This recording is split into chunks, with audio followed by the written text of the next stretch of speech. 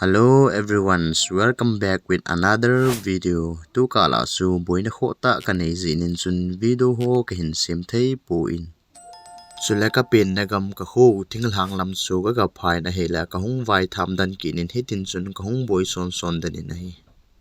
Ai pi chu hitale tu ni ni khwa pan a he lagaw gimnei le thil kidang aniki modo ho chu ban nei cha vet khom na le sei khom na su in nei pan kidningu a hitai.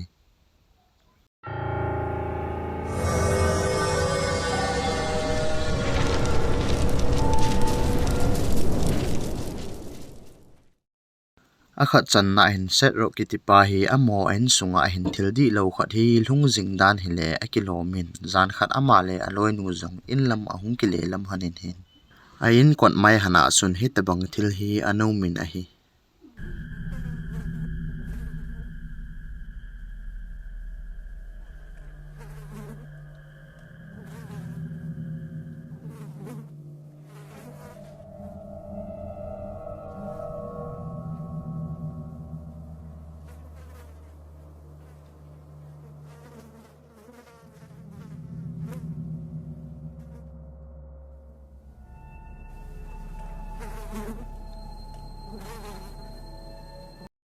Hilai a in mai wa hin awi a thang lo le aji a pol ve hilin thosi tampi hi anadim dan jing in a hi ama panjung hi chu ho amu do su alung thim hi ananu mo le in a hi zan khat zong hi asapa hi common room sunga imu a hi in sapang pa zong hin thil khat hi amu dan hi le kilomin ki chat in ama ni nalam su anadalin a hi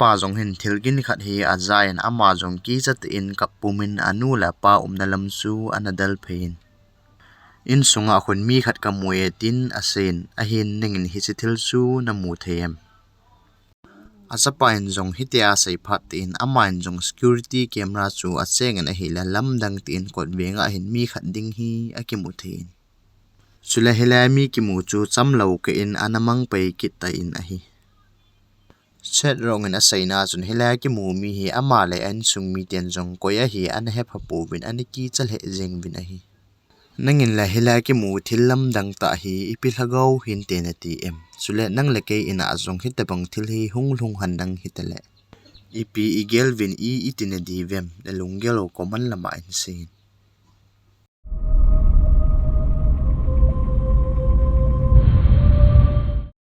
Ani channain podcast Haunted City Studio kiti YouTuber te ni hin discover anabor hi in Vernice kiti nupi nu hile asanu aneu penu sung ain thilam dang ta hi analhung zin ama nu in jong hi chithil ho chu Facebook lama chun ana upload ji na hi Vernice in asaina chun lim ho akikap ji han ting lehin ama ni lim bang lo tin kichat mel put ta in khun alim han chu ana su do ji na hi Nikhat zong asate ni hi tui kula asun akichim hanin ahile Vernice zong asate ni lim su aka min ahila asanu aneu pen nu mel su ama lim de mel to banglo tin hitin hin anasu in ahi Oh my. That's not right. Oh my gosh. The daughter's face looks like a horror special effect. It really does. It looks like a mask. Right. Deep set dark eyes, very pale skin.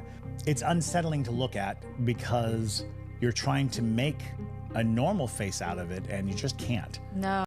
Hilaya hin imusu Kevin Vernice asanu mai su leisit mi mai su awang tapuin kichat mel put ta hu asu do tein ahi Nikhat Vernice zong asanu hi lupna sunga pe nin hin lim alaki nin ahi le lam dang tein anasu do kin ahi That's Look at her really, face, though. Here's the Right. thing. really weird. Here's the thing. Look, what is that?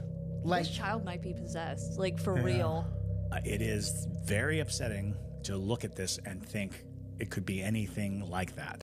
Sule he chithil su lam dang ta hi asanu sunga bo analung hitalovin Vernice zong ni khat apo do na hin traffic camera kun hin hitabang thilam dang ta hi aniki mudo in ahi. That's insane. Yeah. There's a figure sitting next to her. It's very clear. And it actually, when I first saw it, I thought it was an old woman. That's what I thought. That's what I still But think. then the more I look at it, the more I see kind of classic depictions of, big head, small neck kind of entity. I think there's two people in there. One's living, one's not. Hila Bernice achanga po do pe nin hin lam dang te in ajit lama hin aki hello mi khat hi atau akimu in ahi. Nangin Vernice te ni nu cha sunga he ipithil hi so a ipi hi hlung hin te na ti em. Mi himina ki mudo thilo hi camera ko na ki mudo ji ahi in ole mu thilo hlagau khat hin amani nu cha hi ajui li jing ahi dem. Na lunggel ko man lama in sen.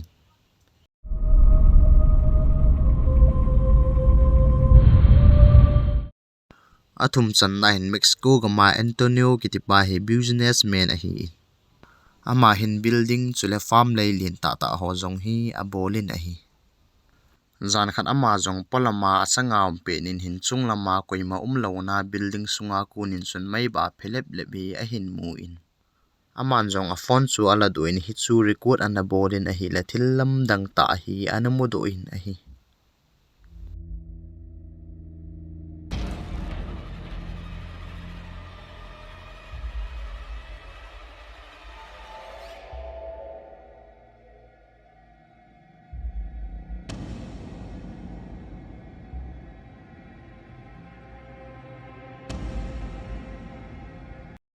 Hilaya hin lamdang te in koima umlo na building sunga kunin hin aki hello mi khat hin ama hi a hin su vat hi aki muthin ahi.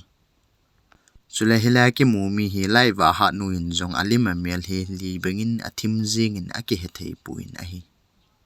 Antonio jong hichlai athil mu na muna asun ama jong a wedding in aga to chi in ahi.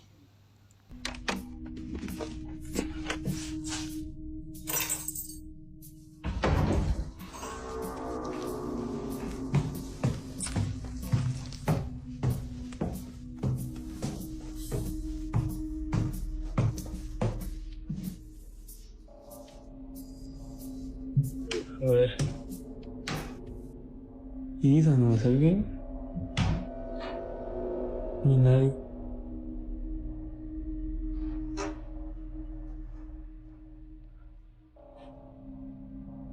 No hay nadie. Amain jong in sung la su kichat tizat pumin hoi diwin asengin ehi la ima mu theding hi aum pu in ahi. Achuta hila ki mu lhagau hi ipil lhagau su ahi tadem ole mu thelo lhagau khat tau hi his building sunga hi chenga ahi dem. Antonio in jong a business chung sang thu hobo hi an upload ji ahi in hitabang kichat ta thil ahin upload jing kiti chu anakidang le jing tina ahi.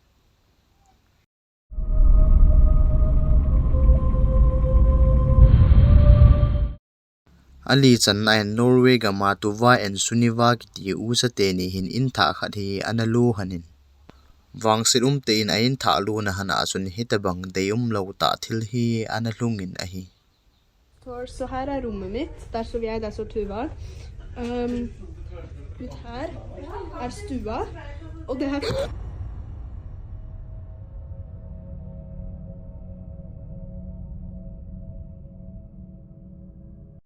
Namu thayam hilaya hin amanu hin aloi ho vet sa dingin house tool abolin hi la amasanga kot wenga hin muthimba nga thimjing mi khat hi adingin ahi. Hilaya ki mu muthimba nga thimjing mi ding hi hoi te in aki muthai be se pu in. Ahin suniwa in wang ama neket aisa kunin jong hoi te in amuthin ahi.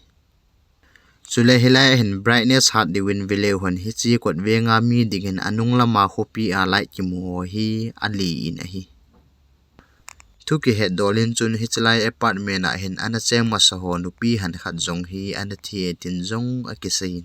Achutia hele hilaya ana thinu nupi han nu lhagau chu suniwa hin amu do kha a hi jing dem.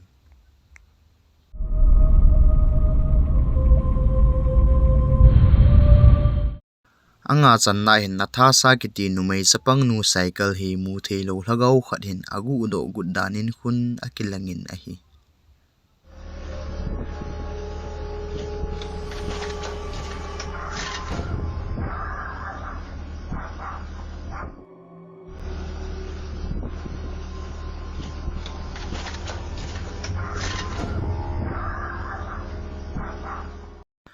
hilaya chapang nu na tha sa cycle akihu mangut bangin hin aizong ineu lai achun zan ting hin ikichip na kang kalai ho chu akikaigin akizazi in a hi nangin zong na neu lai na kichip na nunga zan ting mi kichip gin na za kha em na za kha hile common lama in sein sule hilaya chapang nau cha kichim zong hi mu theilo thil khat hin akeng hi a hin nung kai pi danin akilangin a hi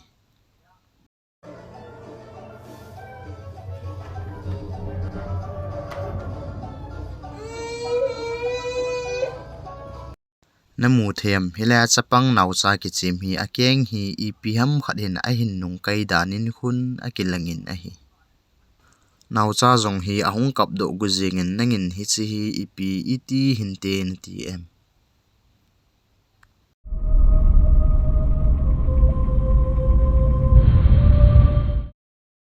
agup channa hin jes kiti mi nu hin asanu a dingin hin amo in tokilo in neu cha khat hi akichip ji na dingin hin aso pin a hi Up for a house tour of Emma's big house. Then Emma, I'm going to show them the door, okay? She really wanted it to have a doorbell camera like our front door. phat cham phat zawin jes sanu in jong ain sung wa hin deum lo te in kichat mel put ta mi hi amu ji dan hi le akilo min a hi The guy is at the door. Guy. Can we go together? Yeah. Do you want to open the door or you want mommy to open it? I want mommy to open it. Okay. He's in there. The guy? Yeah. He's scary. He's scary. I'm scared. It's okay. Jessica chanu in jong ain sunga hun mi au metin asen a hin jesin avian hi le ima amu thei puin amain jong chapangin alunggel ngei tu asai ko phina ta tin chun aum sain a hin zan khat hi thil lam dang ta khat hi analhungin hi chun Jessica hi anasulung dong le zengin a hi jesong command room a sun atawin a hi le in kot alarm gin chu aza in hi che alarm gin chu amo in kot alarm gin hilovin asanu in kot alarm gin zo chu a hi in aman jong aga ve in a hi le hitabang thil lam dang ta hi anasu in a hi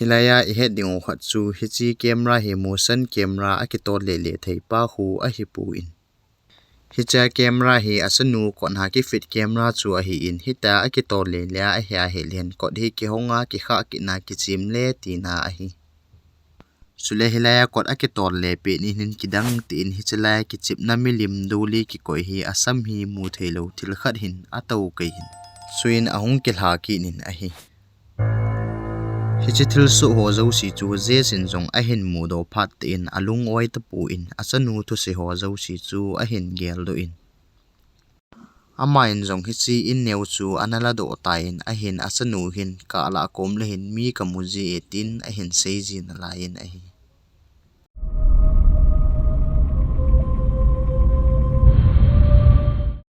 asagi channa hin Facebook lama konin Elisa penmen kitinu hin thillam dang ta khat hi anap lo nin zan khat aji pa he thilnen bulha achia hong kile penin hin a CCTV footage wa konin hin thillam dang ta khat hi aneki mudo in a hi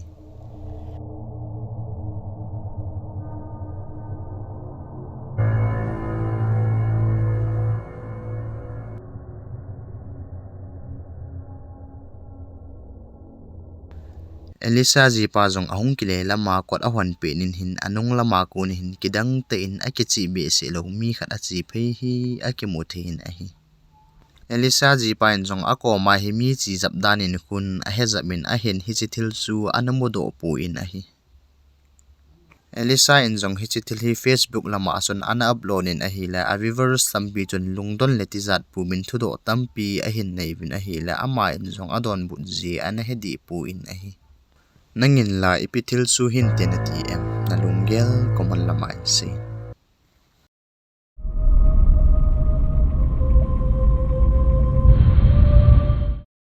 agit channa hin Pakistana kunin Abdullah kitipa ina hin thilgit la golgit kidang za chom ho hi analung ji in nila khat jong ai mut kunin hin hitabang dei lo ta thil hi ahung so kinin a hi khun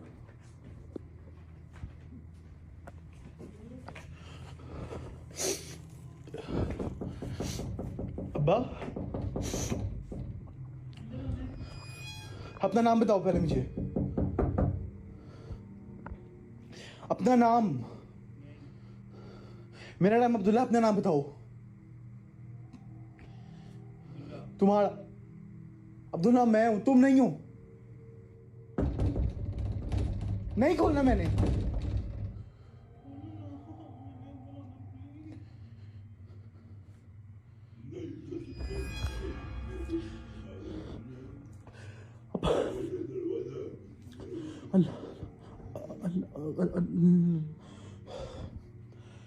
okay मुझे आयतुल कुर्सी आती है मैं आयतुल कुर्सी पढ़ना स्टार्ट कर दूंगा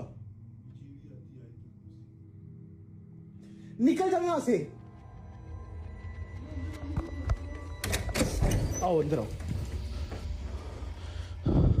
आओ आओ अंदर आओ जो भी हो मगर मेरी एक बात याद रखना जहां से भी तुमने जो भी करना तुम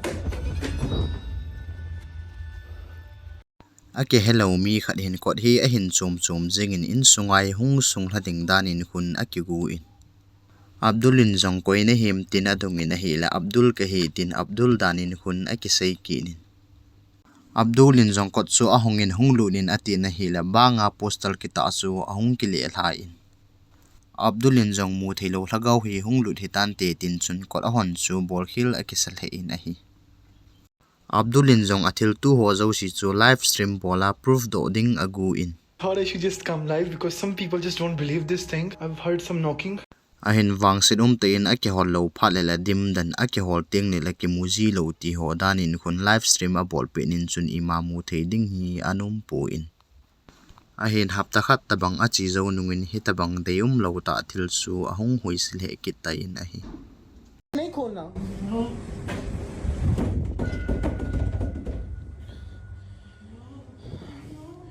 لا إله إلا هو الحكيم لا تأخذه سنة ولا نوم لا هو في السماوات وما بينهما ولا يشفعون له ولا يعلمون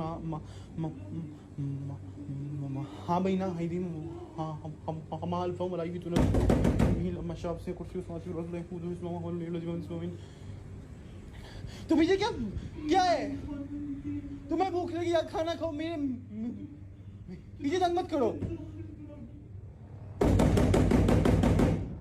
मैंने नहीं खोलना इसे।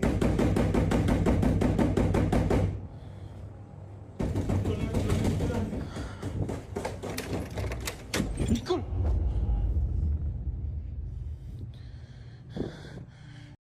thil chu ahong hoisit wal phatin Abdulin jongkot chu ahongin aga vewang ve na hi la ima mu theiding hi anum kit pu in a hi Abdul zong ai na thil lung hi kichat ti za le lungdon na in abom jing ta in nangin Abdul ina hi ipilhagau hi a hi banglo ma hi huisi hintena ti em na lunggel koman lama in sin chuleloi te ho tu ne ading in hin hi chanin akichai tai ngelu nei ten like subscribe sel ni bol pi ding win ke hin te mi video thale anaki mukit taw